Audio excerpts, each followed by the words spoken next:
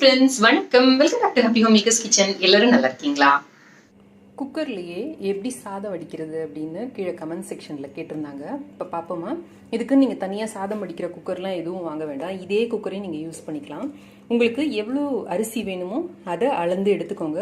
இப்போ இதை நல்லா தண்ணி ஊற்றி களைஞ்சிருக்கலாம். 3 தடவை களைஞ்சி எடுத்திருக்கேன் இந்த அரிசியை. நீங்கள் சாதம் வடிக்கிற மாதிரி இருந்தீங்க அப்படின்னா நடு விரலோட 2வது கோடு இது வரைக்கும் தண்ணி இருக்கணும். அதாவது ரைஸ் இப்படி சமதளமாக இருக்கணும். இதுக்கு மேலே நீங்கள் தண்ணி விடுறப்ப சாதம் அப்படியே வேக வைக்கிற மாதிரி இருந்ததுன்னா உங்களோட நடுவிரலோட அந்த முதல் வரி வரைக்கும் தண்ணி இருக்கணும். வடிக்கிற மாதிரி இருந்தீங்கன்னா உங்க நடுவிரலோட 2வது விரல் வரைக்கும் நீங்க தண்ணி வைக்கணும். அவ்வளவுதாங்க கணக்கு. ரொம்ப சிம்பிள் இது. இப்போ வடிக்கிற மாதிரி இருந்தீங்க அப்படின்னா அந்த 2வது வரி வரைக்கும் தண்ணி இருக்கணும். ஸோ இதை வச்சிங்கன்னா கரெக்டாக இருக்கும். இப்போ இதை அடுப்பில் வச்சு கொதிக்க வைக்கலாம். நல்ல ஹையில் வச்சு சாதத்தை முதல்ல கொதிக்க வைங்க.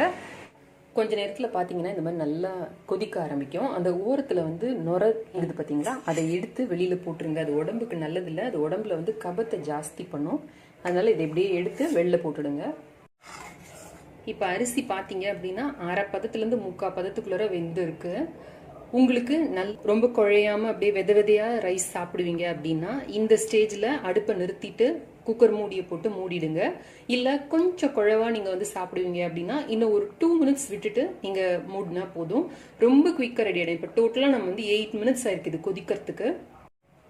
இப்போ 10 நிமிஷம் கொதிச்சிருக்கு. சாதம் 3/4 பதம் வெந்திருக்கு.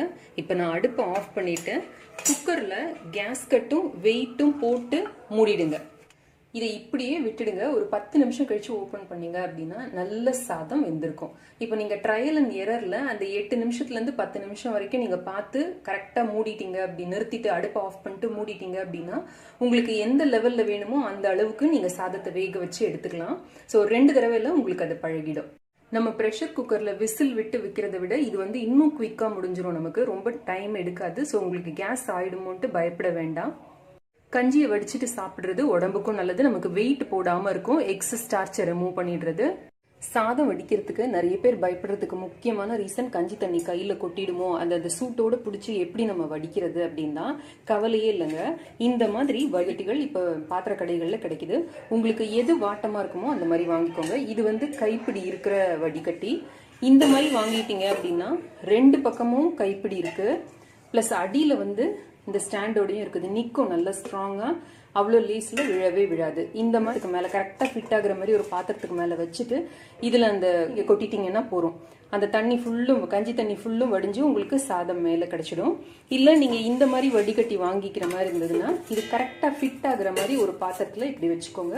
வச்சுட்டு சாதத்தை இப்படி உள்ள அப்படியே கொட்டிட்டீங்க அப்படின்னா கஞ்சி ஃபுல்லும் கீழே வடிஞ்சு உங்களுக்கு சாதம் கிடைக்கும். ஸோ ரொம்ப ஈஸியாக நம்மளால வடிகட்டிட முடியும்.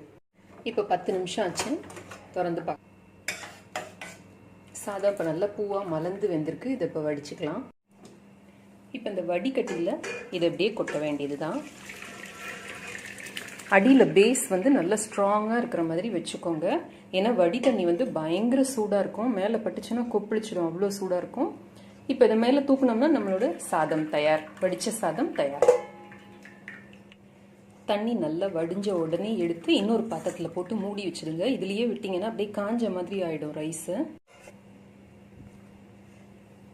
இந்த கஞ்சி தண்ணி நல்ல சூடா இருக்கும். இதோட சூடை நீங்க பல விஷயங்களுக்கும் யூஸ் பண்ணலாம். இந்த கஞ்சியையும் நீங்க பல விஷயங்களுக்கும் யூஸ் பண்ணலாம். நான் அதை பத்தி ஆல்ரெடி ஒரு வீடியோ போட்டிருக்கேன். அதோட லிங்க் நான் உங்களுக்கு கீழே இருக்கிற டிஸ்கிரிப்ஷன் பாக்ஸ்ல கொடுக்குறேன். வேணும்னு பாத்துக்கோங்க.